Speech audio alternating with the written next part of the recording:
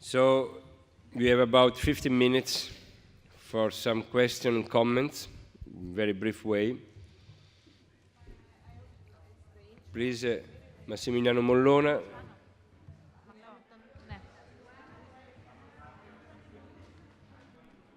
Thank you.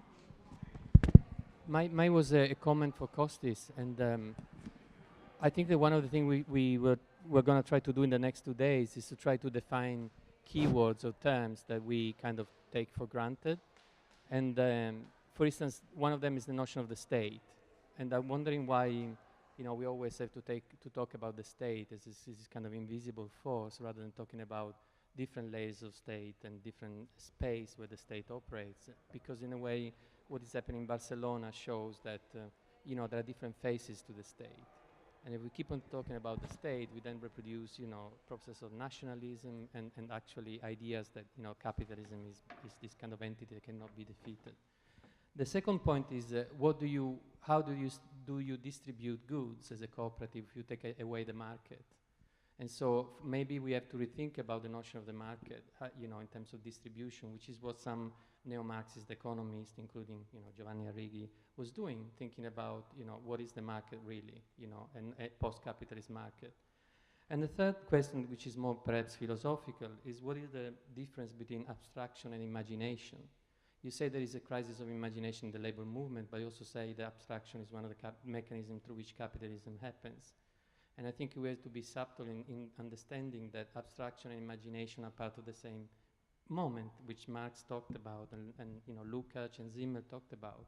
So perhaps, you know, this kind of stark distinction between use value and, you know, market value, between abstraction and reality, perhaps they should be broken down, and maybe this collaboration with people working in the art sector might help us to do so. Thank you. 3 big questions.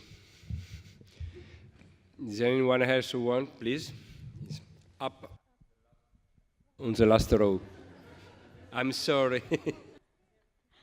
Okay, I'll be brief. Thanks to all the speakers. I wanted to ask, the first speaker, who talked about needs and how we can how, for example, the cooperatives can provide products that address real needs as opposed to non-real needs. But isn't it clear that consumers' needs, included workers as consumers' needs, are actually created within the mode of production and capitalism? I mean, this has been discussed extensively in theories of subjectivity. So how can we possibly distinguish between real needs and non-real needs, since we're all part of this mode of production? Thanks.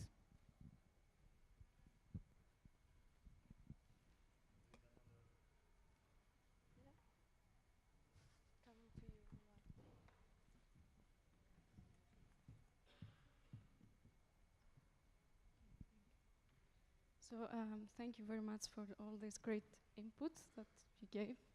I have maybe an open question more regards also to the first panel. And actually it's very hopeful to hear all these what we would consider successful examples of the cooperativist model. And it sounds that we have finally found a working alternative to capitalist structures. But it's you're solely referring to the part of economy which is about production. And if I understand it right, nowadays financialization is about creating money out of money through speculation, and it's not about harnessing labor in the form of objects and then selling them in the market for profit. Please correct me if I'm wrong in this. So I'm trying to understand, like in this mode of production, that we are also part of it, this immaterial mode of production, because like also what you are doing up there today is not about making something in the factory. It's about performance. And this is like an example of what immaterial production is about today. I'm trying to understand if there is any equivalent successful models equivalent to the cooperativist model of the workers in this realm of the immaterial and production.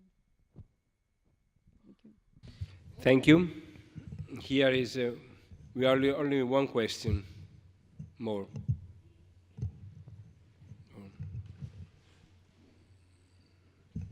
Thanks. Actually, it's got two sides to it, but it's really to take up a theme that in a way ran throughout the speakers, and I thought your contributions were all really good, which is to do with, as Theo put it, cooperatives as part of a conflict and the necessity for a sort of militant alliance, and therefore to raise the question of alliances with whom, and several of you stressed the community, but what about the kind of organized labor movement? I mean, in a way, it would have been interesting to have on this panel or the earlier panel a contribution from within the trade union movement, where the trade union movement has been innovative. I mean, you know, I know in Greece there's quite a problem with the trade union movement, and in many countries, particularly the leadership is highly bureaucratized and very compromised and so on. But there are many initiatives historically, and I'm maybe generalizing a bit from the UK, where shop floor workers have actually struggled around the purpose of production. So we've got a very historic example of workers in the military aerospace sector resisting closure by putting forward an alternative, what they called an alternative corporate plan for socially useful production. And it was saying, you know, we've got skills and capacities, we're not redundant, but we could be using these skills to produce products that are much more useful in terms of ecology, transport, and so on. Now that's a tradition, that those kind of initiatives are a tradition within certain parts of the labor movement, and surely, and similarly with organizing the precarious workers, there are also interesting examples from within the organized labor movement. So in a way, if we're to have a kind of notion of an alliance, don't we need to pay more attention, in a way highlight, because often, as with cooperatives, as Theo said, these initiatives are kind of ignored and the press aren't covering them, you know, and so it's up to us sort of engaged intellectuals to highlight them, as people here have done with the co-ops. So I'd just like a bit more on that relationship, you know, whether you've got any comments on that relationship with the innovative and radical sections of the labour movement. And then just finally, and I think it could link with responding to Sharryn's excellent description of the real ambiguity and problems in Mondragon. I wonder how far its roots are also to do with the very individualized, almost proprietorial notions of labour that were built into its foundations, in its sort of Catholic, you know, the Catholic origins of it, that in a way it was based on the notion of individuals owning their job almost, so that in a sense that could be counterposed to Theo's notion of production and labour as a commons. And so in a sense you could say that the analytic conditions, or kind of theoretical conditions, of a real alliance between cooperatives and the labour movement is a notion of labour as a commons, and a sort of challenge to any individualistic notion that can pervade the cooperative movement as your job as a sort of individual, you know, you own it as an individual, which you can see leads to not solidarity, but a kind of competition within labour. Thank you. Now, if there are other questions, we can recover the other question at the end of the discussion. I renounce to my question just to give space for the answer. So I think that we can reverse the order, if you like. So, Florent, if you want to... I'm sorry, but I have some trouble to understand each question, so I think I will talk a little bit after because... Very bad sound here. Yeah. Here as well as the people do. I'll start with the last question, and I can't really see, I know it was over here, but I think it's really the critical question that's on the table for me. When I talked about this more broadly as labor, and I have studied exactly this relationship of the cooperatives to the labor movement in the Basque region of Spain. And I think that the question is significant because it is the case that the Mondragon cooperatives come out of a Catholic Action trajectory, but they also came out of a resurgence of labor activism at the end of the Franco regime, or in the middle and then towards the end of the Franco regime. And so they should have maintained very strong alliances with that movement. And the people in the town of Mondragon, who are labor activists who work in non-cooperative factories, bemoan that loss. And I think that's a very critical issue that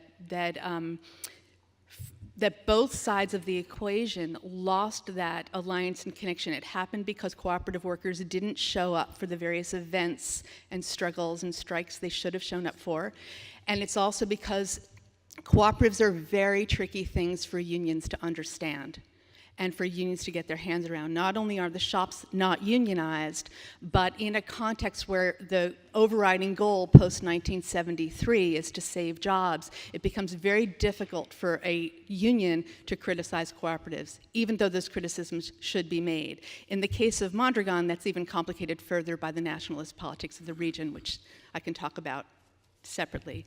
But I think that when we talk about alliances, the key alliance for me is with trade unions, because I think that's where you broaden the significance of the worker ownership experience. You put it into the context of class experience in general, but also it's where a lot of times what the piece that we're not talking about is that workers in cooperatives themselves don't have the ability to defend themselves against a bureaucratic management. They too need shop floor assistance of unions at that level. And one case just to put on the table is that in the United States, the United Steelworkers Union has recently formed a pact with the Mondragon cooperatives to begin unionized cooperatives in the United States. It hasn't started yet.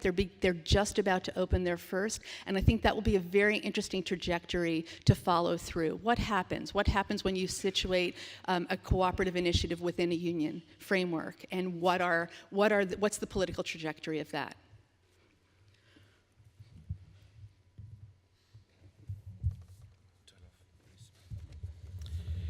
There are many different questions, yeah, and I have 2 minutes to answer them. So I have to choose, and I will choose to answer the very valid points that Massimiliano made about the state, the market, use value, exchange value, of course.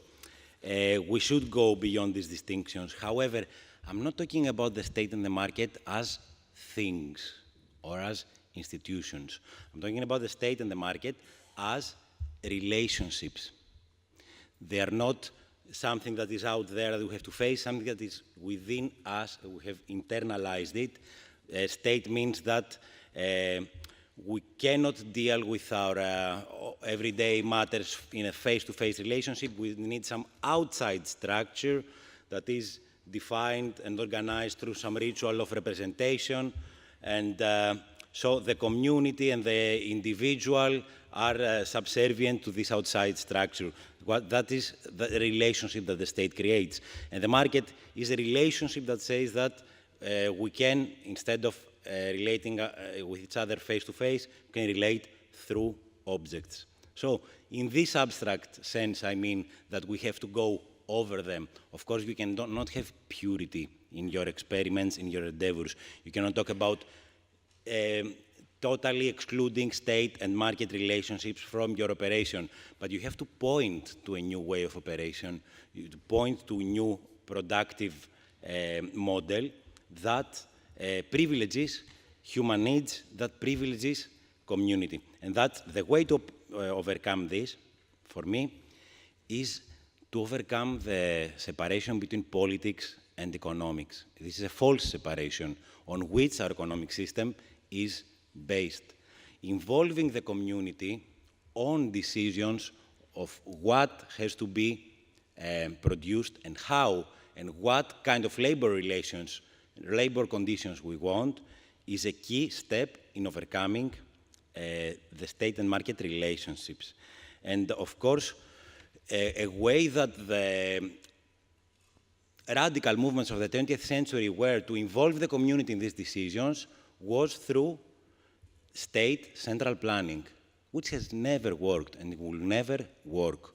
However, this does not mean that we do not need planning, because planning, essentially, is deciding ourselves what our needs are and how we're going to cover them. And there we go to the question about what are real and fake needs.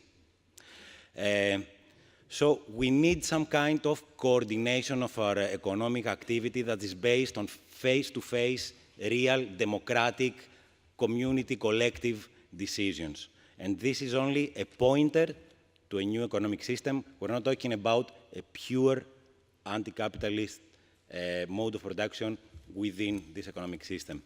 Very broadly, I don't have time to take any other questions, I'm sorry.